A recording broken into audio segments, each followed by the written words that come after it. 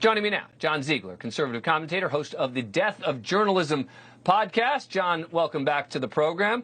All right, it does seem Nancy Pelosi is so nervous about saying what she clearly thinks, which is, of course, Kamala Harris isn't the best candidate we could find.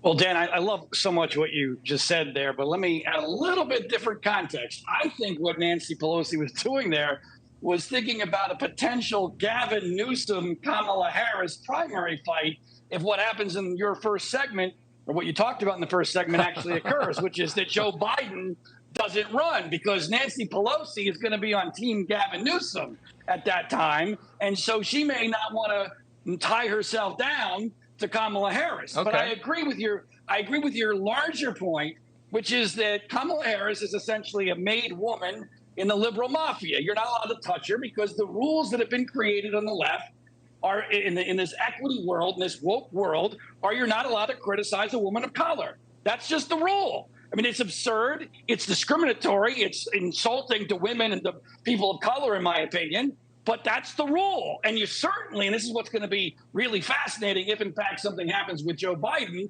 how do you take the place in line of a person who is a woman of color who would be a historic precedent if she were to be either made president by somehow Biden resigning from office or winning the election if the Biden decided not to run for re-election in 2024. And let's be clear, but one other thing about Biden, Joe Biden is not going to be able to be president 5+ years from now. Everyone knows this. Everyone in the media knows that 64 months from now, Joe Biden is not going to be physically capable of being president of the United States. And that is key to understanding why the conflict about the conversation surrounding Kamala Harris, because everyone is terrified on the left of that scenario. What do you do? What do you do about Joe Biden? And no one has a good answer, because there isn't a good answer given the rules that the left have created in this world of equity and wokedom. Do you agree with me that for different reasons, Republicans face a similar issue with Donald Trump, which is they can't be honest. They can't say, we don't like him, we think he's a terrible candidate, etc. That any other Republican would be doing better against Joe Biden at this point, but they can't say that. Not even the guys running against him or the woman running against him can say that.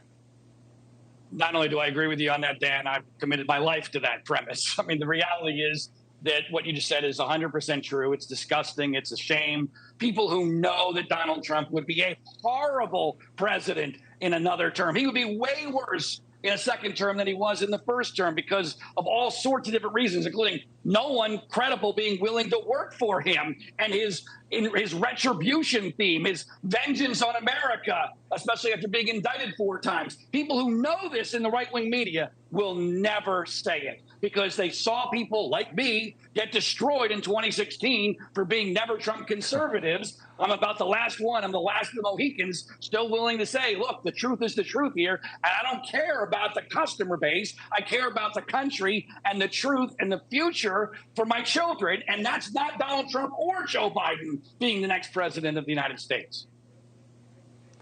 And that is maddening. John Ziegler. Yeah.